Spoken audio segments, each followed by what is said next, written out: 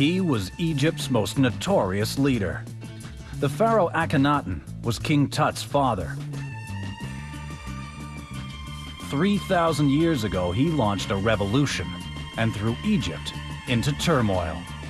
Then, he was erased from history. What happened? The Egypt detectives are on the case.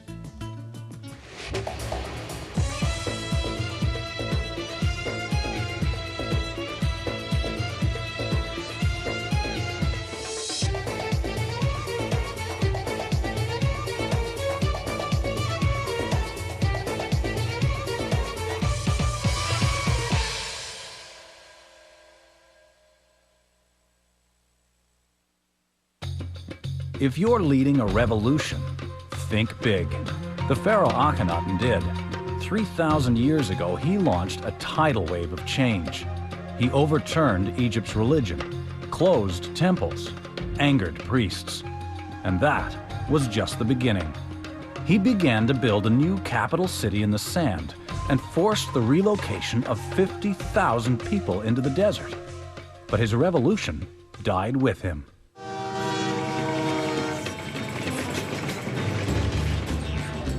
What went wrong? Egypt detectives Dominic Montserrat and Miriam Cook journeyed to the ruins of his abandoned city.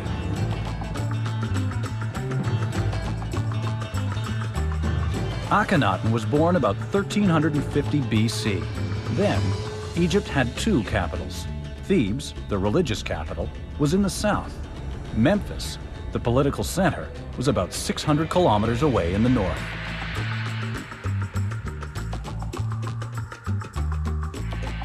Akhenaten began building his capital between the two, in the middle of the desert. Amarna was to be the center of a new Egypt. The story of Akhenaten's been told many times, but nobody's ever really explained why he decided to move the capital here to Amarna. Yeah, and moving an entire capital city, now that would have been a huge undertaking. Yeah, it would have meant displacing tens of thousands of people, making them leave their homes and what was familiar, and then getting them out here and making them work bloody hard to build a whole new capital city. Today, there's little left of Akhenaten's capital. Less than 25 years after it was built, it was abandoned.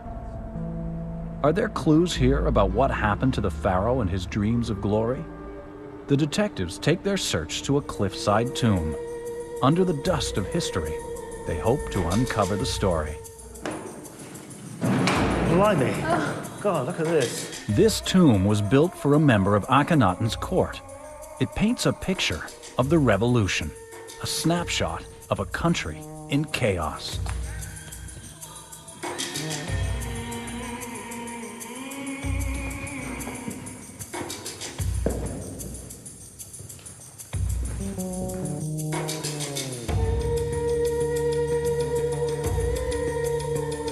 Take a look on that wall there.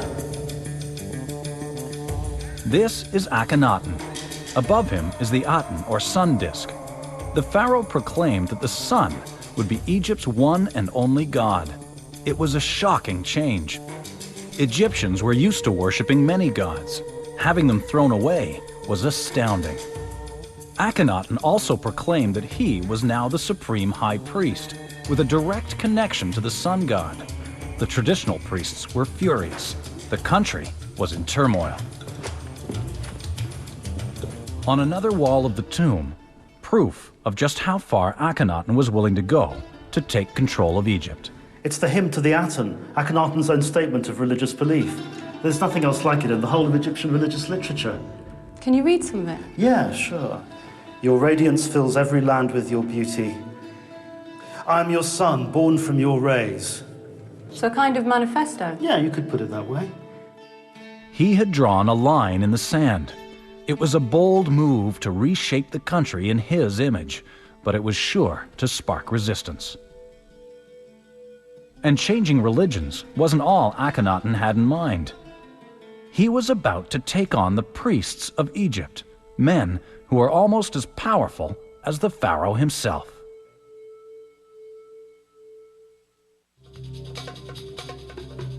A failed revolution.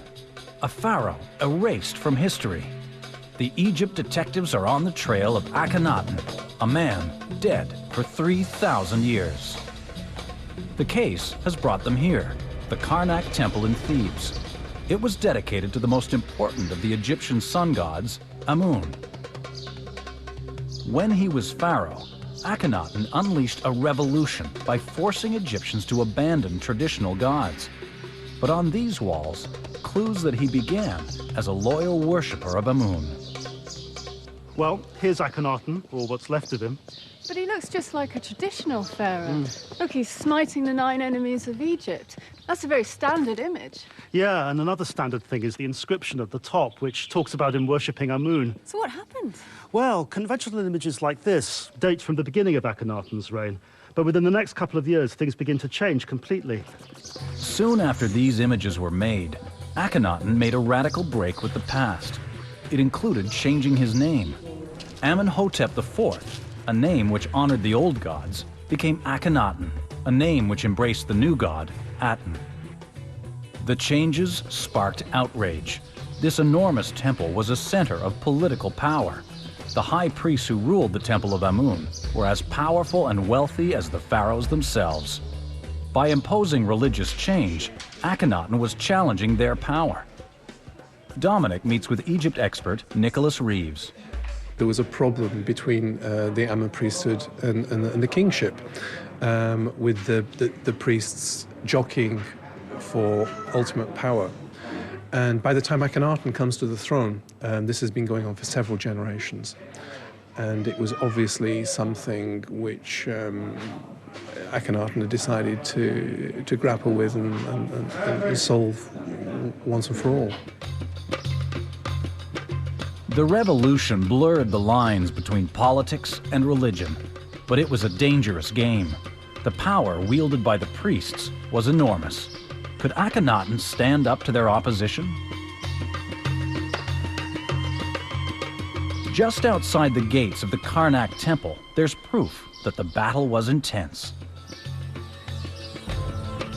If you go up there, you might get a better view of it.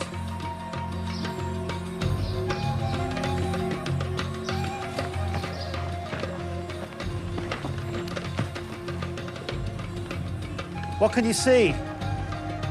Well, it looks pretty much like a wasteland from up here. But I can see that there's plenty of buried archaeology here. Well, that's the remains of the great temple Akhenaten built on this site, the Gempa Aten.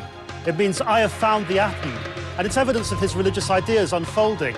As if it wasn't insult enough, Akhenaten built a temple to his new god Aten right in front of the priest's sacred temple to the old god Amun.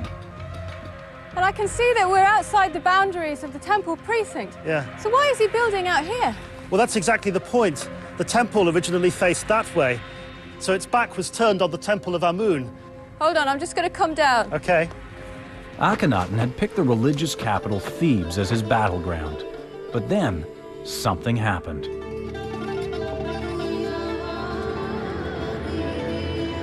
Why did Akhenaten, the ultimate ruler of Egypt, leave Thebes and build a brand new city in the middle of the desert?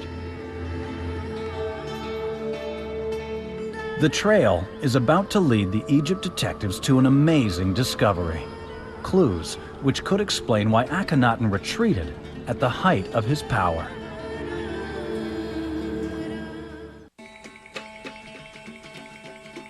History is the story told by winners. That might be why for so long, little was known about Egyptian pharaoh Akhenaten, who was King Tut's father. Over 3,000 years ago, he launched a revolution. He challenged the religious leaders of the day, built a city in the middle of the desert. But what happened next? Why was he erased from history? This extraordinary case has brought the Egypt detectives to Thebes, Egypt's ancient religious capital. Here, Akhenaten's own words have been discovered, words which for centuries have been hidden from view. This gate was built more than a decade after Akhenaten's death. It was made with thousands of small blocks of sandstone called talatat. They filled in the gaps between the larger outer blocks.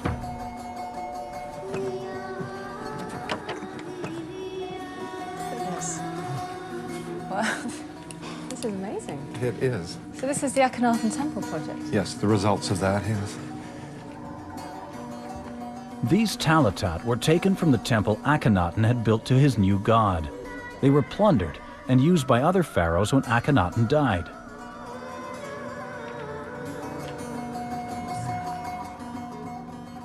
Gathering the blocks together again might provide vital clues about what happened to this controversial ruler.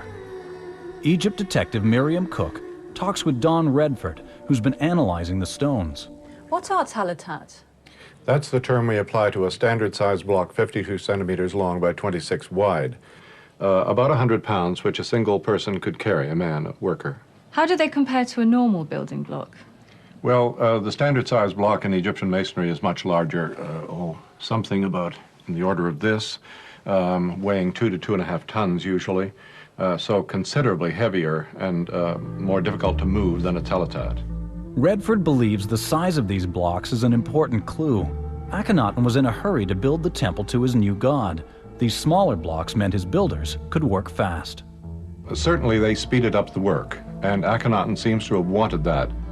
The workers were being forced to work so quickly that design and layout sometimes was faulty, and it seems rather sloppy work. Do you get the sense of an impulsive character behind this building technique? I do think there was an impulsiveness in his personality. He was bound to worship the sun god, to promote that single god, and he was going to do so by eliminating all other allusions to mythology in Egypt, which of course would entail referring to other deities. This was anathema to him. He was going to forbid it, and he was moving in stages towards a very purified, almost puritanical type of religion devoted to a single god.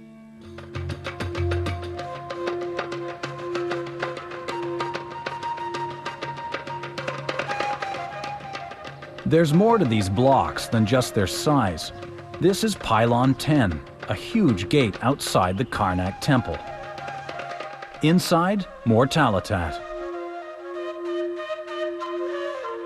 And at the very top, a sandstone block that carries a message from Akhenaten. Could this explain what happened to his revolution? Well, here it is. At last, the inscription. Can you translate it? Yes, I think I can. This is the most important column, which reads, "They have stopped, one after the other, whether of precious gems or gold or silver, I presume." He's speaking of the cult images of the gods. That phrase, "the gods have stopped," that's a rather strange statement. What exactly is he saying there, then? The gods have stopped. What does that mean? That's very odd, actually. It's very strange. The verb he uses to cease movement or to stop is what elsewhere in Egyptian text is used of what the sun never does. The sun keeps going around and around without ceasing. But here he's saying that other manifestations of the supernatural have ceased. So this is obviously, it seems to me, one of these speeches that were made periodically by the kings of Egypt to their court and for public dissemination on walls and this sort of thing. And he is making here an announcement. So what impact would this have had? It must have been a bombshell. The speech confirms that Akhenaten was standing firm. The old gods, he was saying, had stopped. The new god, the sun disk, was moving forward. It was a religious and political declaration of war against the priests of Egypt that were growing more and more powerful. A war which Akhenaten eventually lost. But how? The trail will lead the detectives to the west side of the Nile, where generations of Egyptians buried their dead.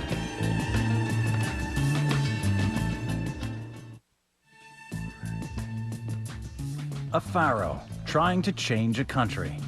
A revolution which died shortly after it was born. What happened to Akhenaten, one of the most controversial pharaohs in Egyptian history? Well, here we are, tomb number 188, the tomb of Nefer of the Theban necropolis, and they're already at work. Shall we give them a hand, clearing the stones? Why not? Right. The trail leads to the tomb of one of his most loyal servants.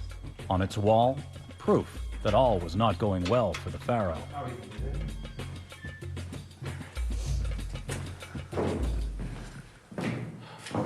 Well, it's really damaged, isn't it? Oh, yes. About 80 years ago, a family lived here, and their cooking fires covered the ceiling with soot. The man buried in this tomb was one of Akhenaten's most senior servants. He began in the royal household when the pharaoh was a child. He would have been an eyewitness to the revolution. And here is the man himself, Pharaoh, standing before his king, facing his king, and gesticulating with his hand to his mouth, which is a sign of deference before the monarch. You don't want to speak or breathe directly on him. Here is what I'm talking about. So these are clearly traditional gods, but I can see the Arden disc right here. That's right. This represents a major change. And here you see, violently hammered away, the rock where the figure of Akhenaten was originally placed.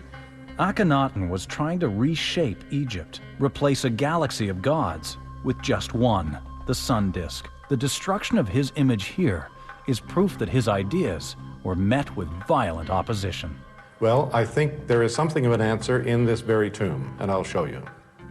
As for the servant who is not diligent concerning the divine offerings of the sun disk, he gives himself into your power. So this is giving us an idea of the political situation in Thebes at the time. There is a veiled threat. The servant who is not diligent, who is lax about the new program that the king is instituting, is going to give himself into the power of God, and that's for ill. Akhenaten seemed to be threatening his people to be loyal to his new god. To help convince them, he was diverting more and more money from the old temples to the new ones. Servants and secretaries in front of him are measured in small quantities. In fact, the incomes, the endowments are being diverted from all the other gods' temples into the new temple of the sun disk. What he was doing was really throwing people out of work in all the other temples, and it was building up a considerable amount of resentment against him. The old temples were closing down. The people who worked in them were facing financial disaster. It's a rich recipe for a violent opposition. The Egyptian temples were the powerhouses of the Egyptian economy. So if someone like Akhenaten comes along and closes down all the temples and takes over their assets, then this is making quite a considerable economic statement, and it is economic suicide. And there are indications that the situation soon became too dangerous. Akhenaten decided to leave the religious capital of Thebes and build a new city in the desert.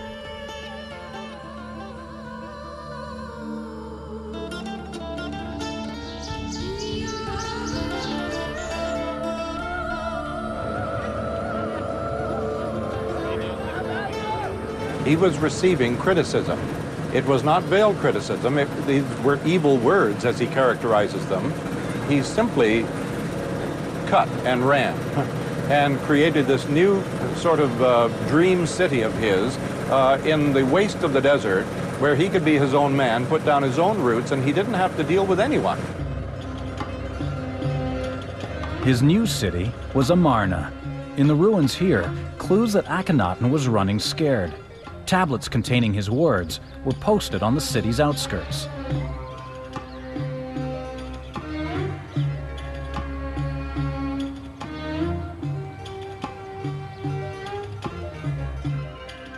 Egypt experts Don Redford and Nick Reeves agree that Akhenaten was afraid. The revolution he had unleashed was not going the way he had hoped. He was hiding in the desert.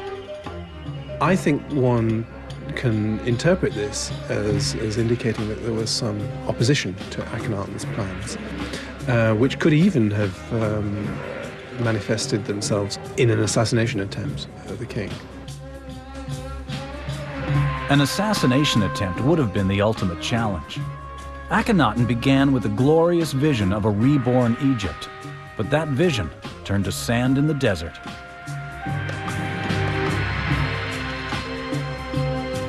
The detectives have sifted through the clues of the past and come up with the portrait of a pharaoh who put his power on the line and lost. A pharaoh who could not match the priests. Hungry for supremacy, he moved too quickly, eventually retreating to the desert, where his dream died. Was he driven by power, or was he a true religious believer? The past has swallowed that answer forever. Well, I prefer the idea of Akhenaten as a practical politician. He's a man driven by circumstances rather than being a grand thinker. It's tactics. He's not strong enough to implement the changes he wants to here at Thebes, so he moves to Amarna. I think we've just got completely opposing views. That's not the Akhenaten I know. But will we ever know the real Akhenaten, Dominic?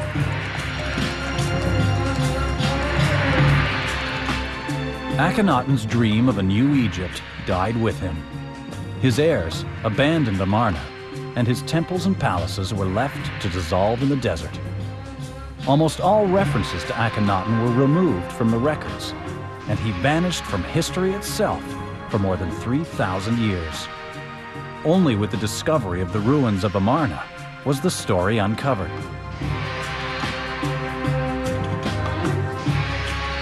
It has taken years of spade work to piece together the story of Akhenaten, proof that even a pharaoh has his limits.